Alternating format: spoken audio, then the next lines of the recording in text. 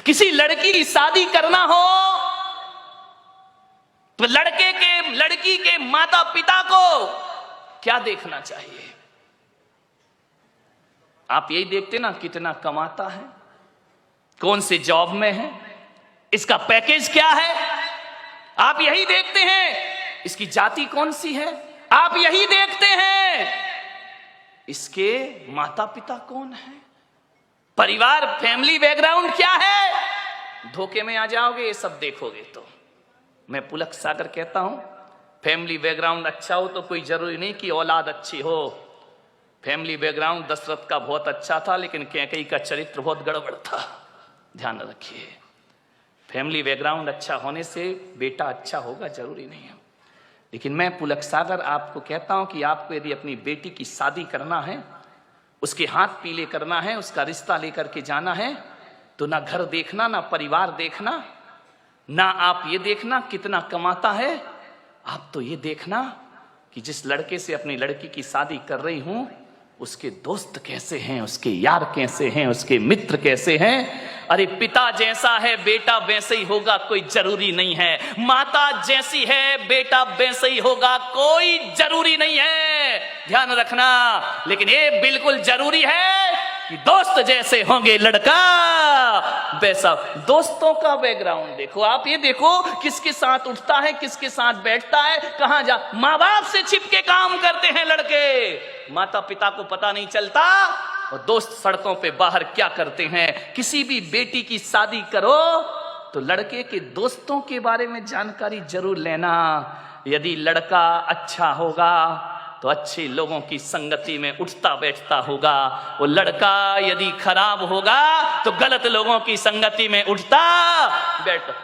आदमी जैसे माँ बाप होते हैं वैसा नहीं होता, जैसे दोस्त होते हैं आदमी वैसा हुआ करता है। ध्यान रखिए। मान्यवर, एक सीख दी है मैंने आपको, इस पर कोई ध्यान नहीं देता है। आप बताइए ना, एक बेटा सही गलत किसकी वजह से होता है? बाप की वजह से, मां की वजह से नहीं मेरे भाई। एक शराबी बाप भी चाहता है कि मेरा बेटा शराब ना पिए। ध्यान रखना। एक जुआड़ी भी चाहता है कि मेरा बेटा जुआ ना खेले। और एक बेश्या भी चाहती है कि मेरी औलाद इस गंदगी में जीवन ना बिताए। ध्यान रखना। एक चोर ने भी ये सपना नहीं देखा होगा कि मेरा बेटा चोर बने। कोई माँ बाप औलाद को चोर नहीं बनाते हैं, कोई माता पिता औलाद को झूठ बोलना नहीं सिखाते हैं, कोई माता पिता शराब पीना नहीं सिखाते हैं, कोई माता पिता सिगरेट पीना नहीं सिखाते हैं। सिगरेट पीने वाला बाप भी चाहता है कि मेरा बेटा सिगरेट ना पिए। ध्यान रखना मान्यवर। मालूम है सिगरेट पीना कौन सिखाता है? दोस्त सिखाते हैं। सबसे पहले शराब पीना रिश्तेदार या माँ बाप ने नहीं सिखाया। शराबी बाप भी नहीं सिखाता है कि बेटा तू पी ले। ध्यान रखना।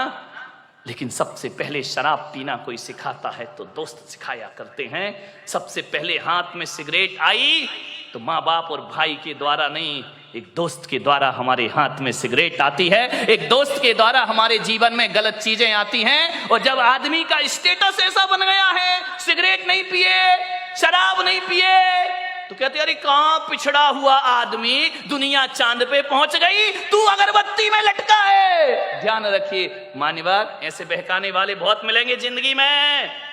मान्यवर, मैं तो कहता हूं यदि बिगाड़ने वाले दोस्तों से तो बिना दोस्त की जिंदगी गुजार लो, वो अच्छी हुआ करती है। लेकिन ऐसे दोस्तों की संगति ना करो जो हमारी जिंदगी को बर्बाद करके रख दिया करते हो।